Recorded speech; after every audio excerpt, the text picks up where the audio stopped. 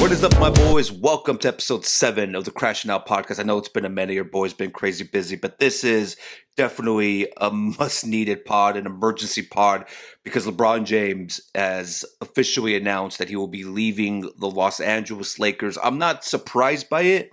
This was the most likely outcome ever since last summer when the Lakers did not offer him an extension. But seeing it now in reality, it hurts. It hurts, man. I was never one of those Laker fans that didn't appreciate LeBron. LeBron James came to the Lakers in 2018, 8 years with the Lakers, his longest tenure with any team he's ever been on. He came in 2018 when this franchise was at rock bottom, and that's as true as that could be. This franchise was going nowhere up until LeBron decided to come to LA in 2018. And I remember when he first got here and all the reporters and all the news outlets were just saying he became a Laker just because he wanted to become a movie star. And 2 years later, in 2020, he delivers an NBA championship to the Lakers, and probably which was one of the toughest seasons in Lakers history, obviously because of COVID, obviously because of Kobe. And LeBron, he took us to the promised land, man. And it was an honor. It was a privilege to have witnessed LeBron James play for my all-time favorite sports team. A lot of lows, a lot of highs. You know, it wasn't perfect. There was a lot of things that could have been executed better in these 8 years. I tend to blame the front office more than I blame LeBron. Obviously, the Lakers were ready to move on. I know this whole thing is being described as LeBron is breaking up with the Lakers, but I don't think the Lakers are really all that heartbroken about it like I am and certain other Laker fans are. What it comes down to is the Lakers have been wanting to get out of this clutch partnership for a couple of years now. And the trade for Luka Doncic, which obviously nobody in their right mind should give the Lakers shit for trading Anthony Davis for Luka Doncic. That was a highway robbery what the Lakers did to the Dallas Mavericks, or what Nico Harrison did to the Dallas Mavericks. That's why he's unemployed. But the Lakers have been wanting to get out of Clutch's shadow and Rich Paul and LeBron's for whatever reason. You know, I think it was a partnership that obviously delivered a championship in 2020, but there are egos in that Laker front office that wanted more credit than they were actually getting, because a lot of us were like, no, if LeBron doesn't come to the Lakers, who knows where this franchise would have headed to. And if you don't get LeBron, then clearly you weren't going to get Anthony Davis, and so on and so on and so on. So the trade for Luka Doncic really was the beginning of the end of Clutch and LeBron's tenure as a Los Angeles Laker. And it all led up to today. Today being the day that LeBron says, look, man, I'm ready to move on. I think the Lakers feel the same exact way. I don't think the Lakers wanted to be the ones to cut it off. I think they were waiting all up until today for LeBron to be the one to say, no, I'm leaving. You're not leaving me. I'm taking my talent somewhere else. But yeah, man, it still sucks. He is the GOAT. He's one of the greatest players of all time.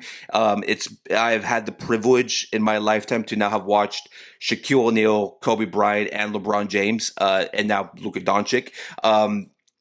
I've been spoiled as a Laker fan, but I was really hoping that LeBron would retire a Laker, like Kareem did, like Magic did, like Kobe did. But clearly that's not going to happen. Now, the big question that everybody is wondering is, where does LeBron James go next? But before we get into that, I just really have to say the reason why I am pretty heartbroken about this, even though I expected. That's the thing. Like, you knew this was coming.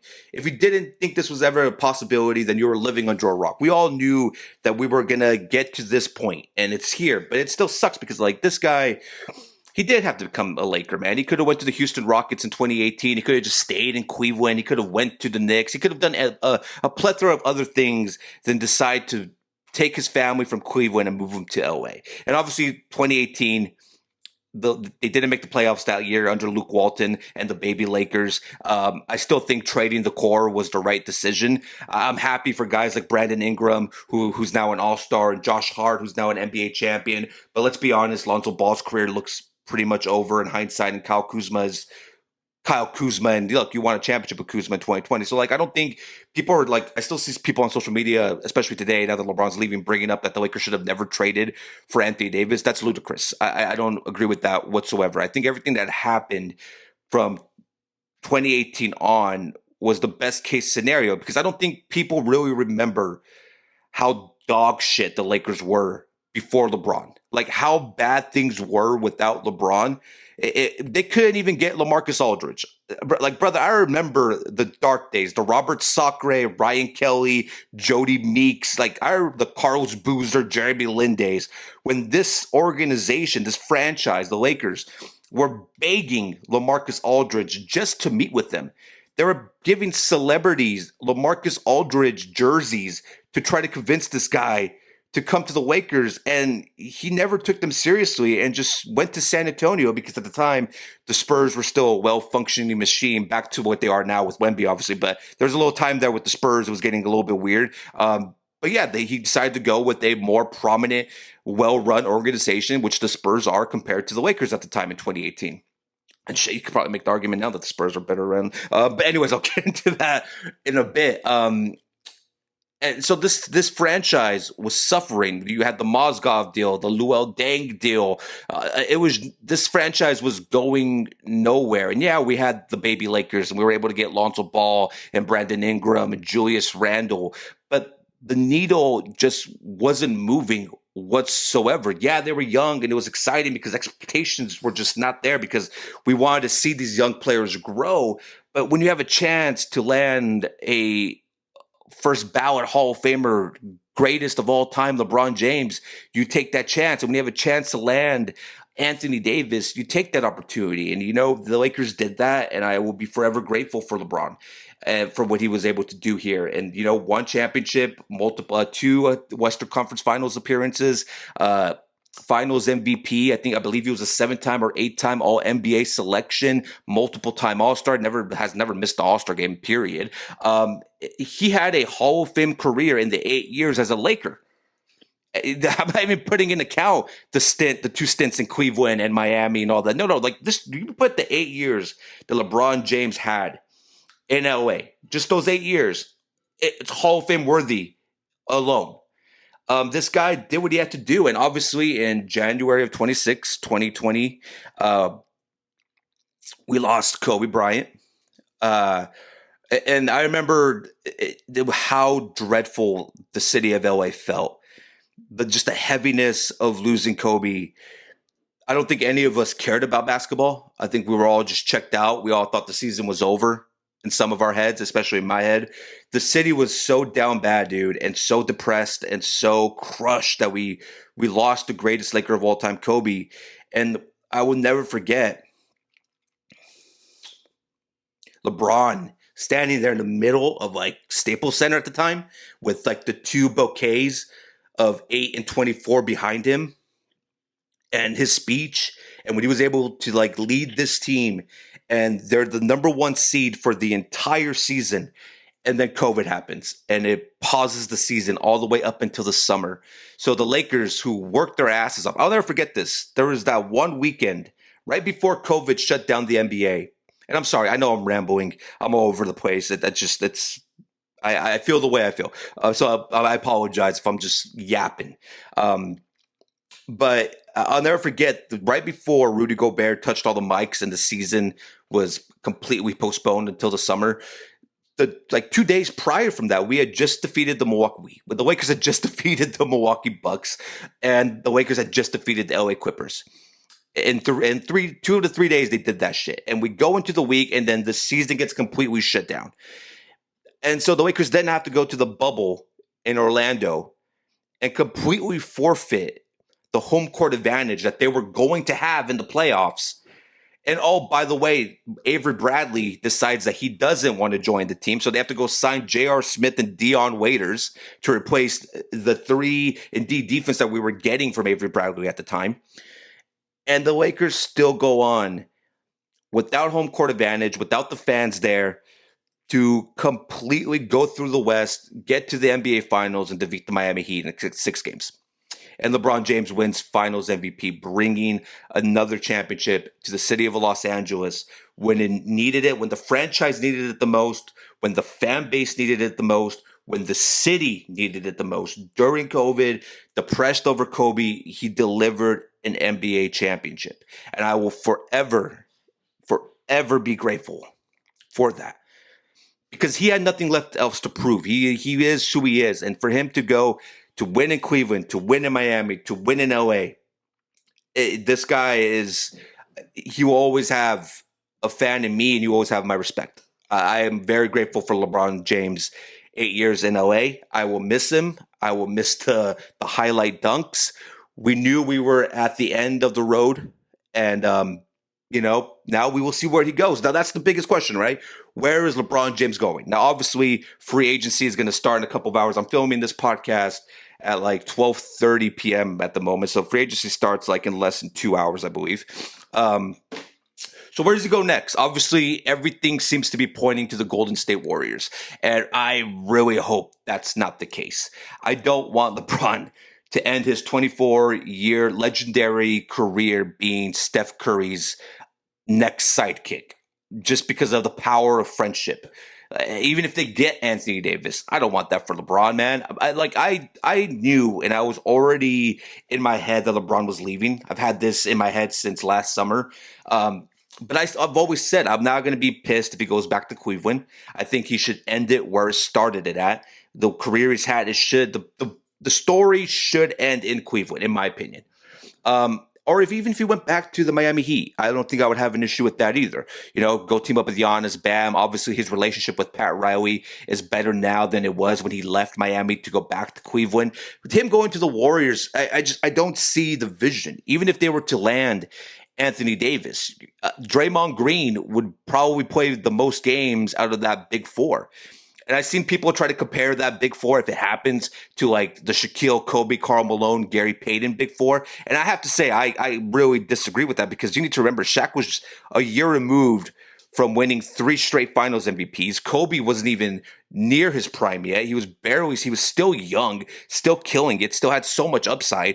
And then Karl Malone and Gary Payton came in. Whereas LeBron, AD, Draymond, Curry, his injury history is evident. LeBron has sciatica and arthritis, and obviously he can't play all the time, especially when it comes to back-to-backs. Draymond's getting up there in age, and Anthony Davis, we all know what's up with AD. It's as much as you want to see AD healthy, and believe me, I'm not an AD hater whatsoever at all. I want to see Anthony Davis play and stay healthy so I can see how great he is as a big man. But those four together with what depth in Golden State, Al Horford is old as dirt. Porzingis seems to have the flu every single week.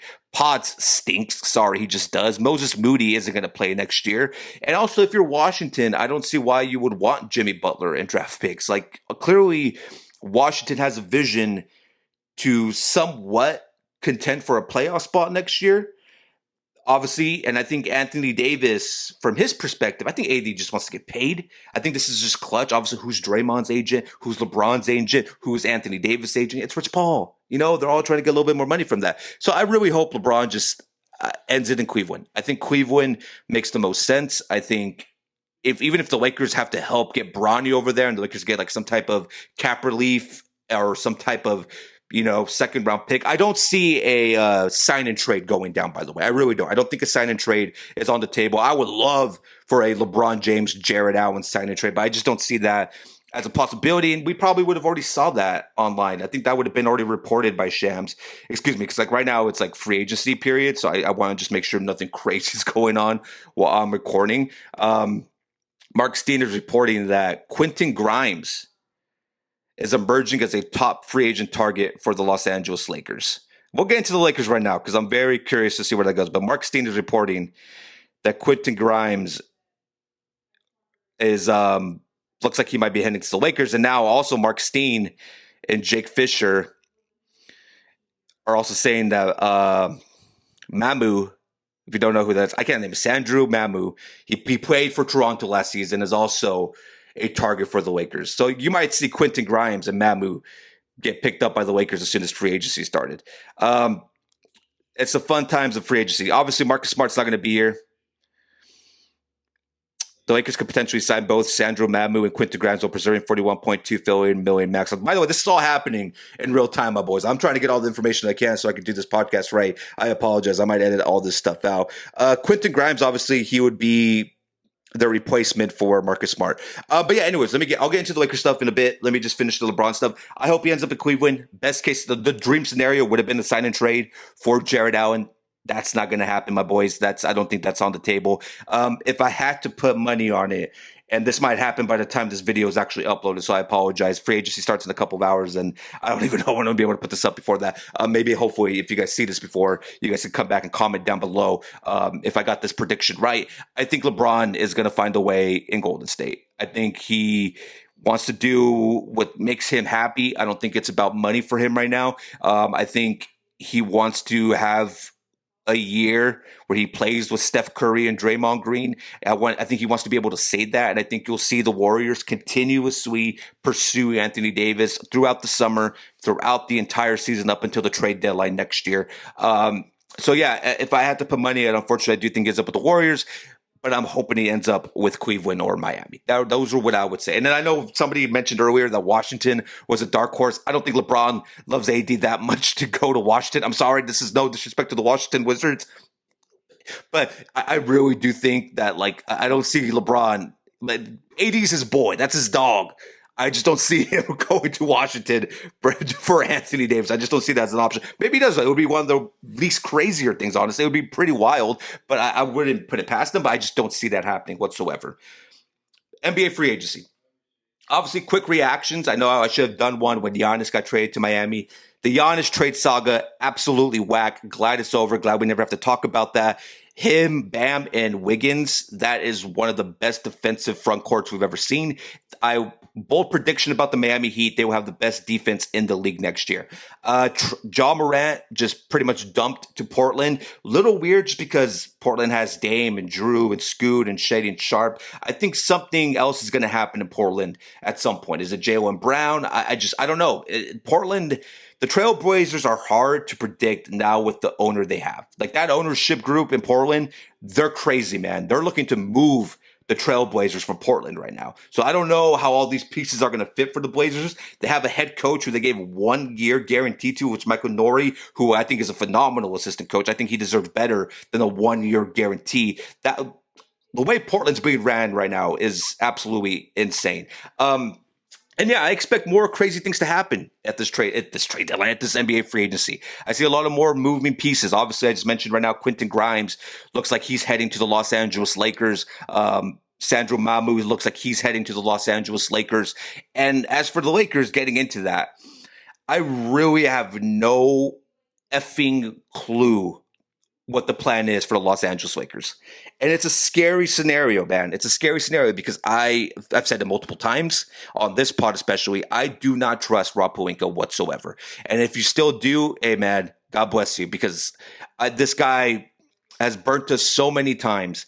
And the thing that's really shocking to me, why I'm so confused about the Lakers' approach going into this free agency, is they have put all their eggs into this summer. They have, for years, have been mentioning 2026, summer 2026, to the point where they've been telling Luka, since Luka has been a Laker, was just wait. In the summer of 2026, we're going to show you the big bad Los Angeles Lakers and how great and how quickly we can build a contender because we're going to have so much cap space and so many assets. Well, we're a couple of hours away, and brother, this free agency class stinks. You lost LeBron James. You inexplicably are letting Marcus Smart go to the Houston Rockets for $2 million more. The Lakers were giving him $5 million. It's looking like he's only going to get $7 million for 3 years. But because Rob Pelinka only does 2-year deals with a team option, it's unacceptable to give Marcus Smart an extra year. That's essentially what they're telling me, because I don't understand how you can lose Marcus Smart after what he did in the first round against the Houston Rockets. You're going to let him go because you don't want to give him $2 million more and an extra year on his contract. That's the problem with the Lakers. It seems every summer they lose 5 guys and they bring 8 guys in, and there's no continually. They don't have like an actual structure with this team, because they're just like getting players in and out every single year, because continuously you see Pelinka give out these 2-year deals with a team option that they always pass on every single season, except with DeAndre Ayton, who picked up his player option at $8 million. DeAndre Ayton picking up his option, honestly, isn't the end of the world for the Lakers. I know a lot of fans aren't big on Ayton. I'm not big on Ayton, but a 1-year, $8 million deal is super, super, super valuable in the trade market under this CBA. So the Lakers are going to lose Marcus Smart. They're going to lose LeBron James. Those are basically confirmed. It's looking more and more like they're going to lose Rui Hachimura, possibly to San Antonio, maybe Brooklyn, maybe Chicago, maybe Detroit. We don't know where Rui's going to go, but the more you read the tea leaves, the more it seems like Rui is also going to go. So that's 3 starters you're losing right off the rip of free agency. Luke Kennard looks like he's heading to the Phoenix Suns to replace Grayson Allen, because Grayson Allen was part of the trade that landed the Phoenix Suns Miles Bridges from the Charlotte Hornets. So now you're losing Luke Kennard. And now you still don't have an answer at center. Even just because Aiden picked up his option, that's not the A-list center that you promised Luka Doncic. You now have to go into this RFA negotiation with Walker Kessler or Jaren Duren. Jaren Duren, who seems like he wants to go to Sacramento more than the Lakers, or even stay in Detroit. You still need more athleticism, a POA defender, a more guard help. This team has so many holes. I don't understand what the plan is. I keep trying to wrap my mind around it. I keep trying to think that maybe there's this sneaky trade that they've been working on, but they're waiting for free agency to start to pull it off. But the more I look at the other rosters and the players available in free agency, I don't see the vision. Now, don't get me wrong, I'm not fully complaining about that, because that is a little exciting. It's a little exciting to think, man, this could go really well or really, really bad. Like, there's no in between. This could either be like the summer of 2019 when the Lakers traded for Anthony Davis, landed Danny Green, brought in all these other guys. Or this could be like the summer where they gave inexplicable money to Timothy Mozgov and Luol Deng. There's really no in between, man. And so I'm curious to see what the plan is, because nothing is really being leaked. Not a lot of people know what the Lakers are doing. A lot of people are just as confused as I am. As of right now, it's looking like Quentin Grimes might be one of the first players that the Lakers are going to pick up to replace Marcus Smart. Now, I like Quentin Grimes. He's younger. He averaged 13 points a game last year in 24 minutes with the Philadelphia 76ers. And I like Sandro Babbo. Babbo's a good shooter. He can spread. He spreads the court. They get that stretch big that they've been looking for a very long time in LA. But the guy's a cone on defense. And Quentin Grimes, unfortunately, as much as I like him, and as much as I know Luka Doncic's a big fan of Quentin Grimes, he's not better defender than Marcus Smart. Like, if Marcus Smart got banked, let's say Marcus Smart got anywhere from like $15 to $20 million from Houston, I would completely understand why the Lakers would balk at that. But to hear that he's going from $5 million to $7 million, and the only thing that's stopping the Lakers is $2 million and an extra year on the contract, I hate that. I really do. I really do. And if you had no plans to bring back guys like Marcus Smart or Rui Hachimura or even LeBron, then you should have been more aggressive at moving those guys at the trade deadline. Just losing 3 starters who were quality starters. You got to remember, Rui Hachimura is one of the best 3-point shooters in playoff history. Lakers don't win in that first round without Marcus Smart and LeBron James. Now you're losing all those 3 guys, and you're getting nothing in return. That is terrible, terrible asset management. But that has always been Rob Pelinka's problem. This guy, why people still defend him, I don't understand it. I don't get it. This is the most important offseason that the Lakers have had since 2019. And he still has the same issues that he had then. What is the goal is to find an A-list center. Now you're going to have to compete and hope to God that Detroit just doesn't straight up match Jaren Duren's contract, or that Utah and Danny Ainge, you really think Danny Ainge wants to help the LA Lakers? You got to hope that he doesn't match Walker Kessler's contract. If you go after Peyton Watson, you got to hope the Denver Nuggets still can't find trades to dump some of their contracts like Christian Brown and Aaron Gordon, et cetera, et cetera. There's so many best case, worst case scenarios here. And the thing that drives me crazy, the Lakers aren't involved in any trades right now. They're not rumored to be involved in any trades. They're not really the favorites to land anyone major in free agency. Yeah, they're connected to Quentin Grimes and Mamu, but those guys are like role players. And those are guys that they have to land because obviously they got to spend the money that they have available. Most cap space in the league. That's the other thing that drives me crazy. You have the most cap space in the league, and you don't want to like at least give Marcus Smart $8 to $9 million. Like, you could outbid the Houston Rockets with ease and still have an abundance of more cash to spend. That's what's not making sense to me. Now, obviously, Marcus Smart could also just be just set on his ways, and he just wants to play again with Ime Udoka. He probably likes him as a head coach. He probably sees that there's a big role for him in Houston, probably bigger than it is in LA. But it just, you got to also remember, this is the second guy that Luka Doncic loves that the Lakers are just letting walk to the Houston Rockets. Now with Dorian Finney-Smith, that made sense because Doe's ankle was cooked, and Doe was a terrible signing by the Houston Rockets. But Marcus Smart, way more valuable than Doe. He's exactly what Houston needs. They need that veteran experience, that veteran presence, because like having only Kevin Durant be the adult in that locker room was never going to work. And now Houston Rockets will have Fred VanVleet coming back from his injury, Steven Adams coming back from his injury, and Marcus Smart as their vets with KD. That gives them more structure and it gives Ime Udoka somebody else that he could branch to and help him with the younger guys in Houston. But for the Lakers, I'm just saying, like, $7 million is where you're balking at because he's getting that. It's just insane to me. I really don't know what the plan is. I'm very nervous. I'm very scared. I'm very sweaty. I don't know what Rob Pelinka has up his sleeve. But it's going to be interesting, man. One of the most premier teams in the NBA, the Los Angeles Lakers, are going into free agency after losing LeBron James, but with Luka Doncic and Austin Reeves. I have to talk about that too. And the most cap space to spend in the NBA. What could possibly go wrong? Everything.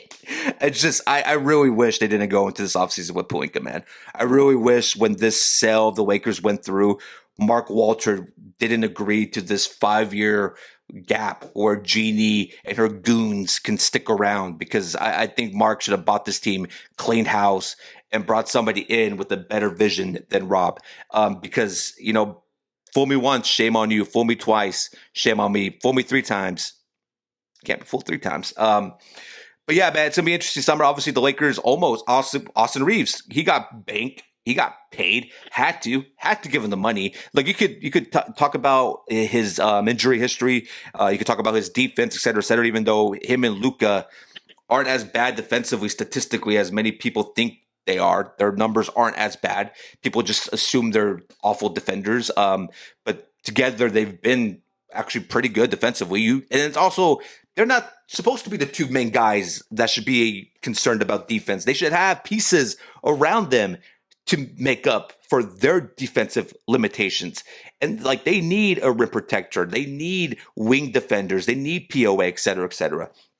But he got banked. And the only reason he got banked is because the Detroit Pistons were heading his way with the max offer sheet. The Brooklyn Nets had interest in him with his max offer sheet. Because people thought when the Nets traded for Julius Randle, that means that the Nets had no more money. Well, the Nets could have signed Austin Reeves and then completed a trade for Julius Randle. All those options were on the table. And then the Lakers finally realized, yeah, Austin has a market. Duh. And they stopped lowballing him because originally I believe they were offering Austin $30 to $33 million to return. He wasn't going to accept that. It looked like at one point he was really going to leave. The Lakers were sniffing around Tyler Hero and Khalil Ware, even though I don't think Tyler Hero and Khalil Ware were going to be I didn't think Hero was going to replace Austin Reeves. I just think Hero was going to be somewhat of a backup option and somebody else that they could absorb with their cap space and then move somewhere else for additional assets. I think that's what they were interested in Tyler Hero. I think they were more interested in Khalil Ware than anything. But yeah, they try to lowball Austin Reeves. He finally gets his money once the Lakers realize, oh shit, this kid actually does have suitors with max contract spots to offer him. So when you look at all that and you look at the mismanagement of assets and roster spots, it's hard for me to go into this free agency and be, what's the word I'm looking for? Positive. I don't want to whine. I don't want to be doom and gloom. I don't want to just assume that everything bad is going to happen to the Lakers. I want them to figure it out, but I just don't trust the guy that's in charge because he's not done his job for multiple years. And the reason he hasn't done his job is because all we've been hearing for the last couple of years is, well, just wait till summer 2026. But the more that I look at free agency and the more I look at the available players, even via trade, I don't see a lot of options that are going to turn the Lakers to instant title contenders. Now, they're going to have to be creative. And maybe I'm wrong. Maybe there's already a plan in place and we just have to wait for 3 p.m. Eastern time to hit. No, 6 p.m. Eastern time to hit, 3 p.m. Pacific time to hit for free agents to begin. And then we'll see that Laker master plan unfold. But then there's that little part of me that is, what if there isn't a master plan? What if the Lakers come out and say, you know what? We're going to keep our cap space for 2027, just like they have been saying every year prior for every other summer. The Lakers have not made an off-season trade since 2023 when they traded Taylor Horton Tucker to the Utah Jazz for Patrick Beverley. That was the last time Rob Pelinka did an off-season trade. That's nuts. That's crazy. And no, I don't count the draft day trades. That was with money. I'm talking about actual players being moved in the offseason. In the offseason. I'm not talking about the trade deadline. In the offseason. The Lakers have not completed an offseason player trade since the summer of 2023 when it was THT for Patrick Beverley, who they then traded 5 months later for Mo Bamba, who they never used and was only there for like 2 months. It's hard for me to trust Rob Pelinka, but we'll see, my boys. As always, if you like this video, I know this is probably a short one. I don't even know how many minutes I did. It's a sad day. It's a bad day. I'm gonna miss the King, but I wish him the best. I just hope he doesn't go to the Warriors. I really do. I hope he doesn't go back to Cleveland, go to Miami. It all makes sense, brother. As always, if you like this video, like, subscribe, comment down below. Let me know, what do you think the Lakers are going to do this offseason? What do you think is going to be the biggest surprise of NBA free agency? Comment down below. If you're watching this and free agency has already started and I'm completely wrong, you guys can have absolutely the right to cook my ass. If I'm wrong, I'm wrong. Cook me. I need to be humble sometimes. My boys, comment down below. Like, subscribe, and yeah, LeBron James. Thank you, man. All hail the King, baby. You guys enjoy the rest of your day. Too sweet. Almost logged off, but just breaking news right now. I'm doing this very quick because I was done recording, but just breaking news that had just come in. The LA Clippers are nearing a deal to send Kawhi Leonard to the Toronto Raptors for Brandon Ingram, Grady Dick, 2 first-round picks, 1 pick swap, and 2 second-rounders. Kawhi Leonard officially returning to the Toronto Raptors. Now, my first reaction to that is, what about the investigation on Ballmer and Kawhi and Uncle Dennis and the whole aspiration thing? Like, why were the Clippers allowed to collect assets by dumping Kawhi, who's involved in an investigation that the NBA has inexplicably taken way too long to figure out? And number 2, yeah, I'm happy for Toronto because obviously they haven't been the same since Kawhi left. Now we get to see Kawhi Leonard and Scotty Barnes. That's going to be a hell of a defensive duo. One of the best defensive duos in the league, if not the best. They're right up there with Giannis and Wiggins now. But yeah, it's Scotty Barnes, Kawhi. Whew, good luck scoring on those guys in the perimeter. And for the Clippers, obviously they got a bunch of picks out of this, and Brandon Ingram is coming out of an all-star season, and Brandon Ingram obviously has played in LA before with the Lakers. Now BI is back in LA. They get Grady Dick, who obviously was out of the rotation, I guess, for Toronto during the playoffs. He really hasn't elevated his game since entering the league. But yeah, this was a long time coming. 7 years of Kawhi in LA ends the same day the 8 years of LeBron in LA ends. It's the changing of an era.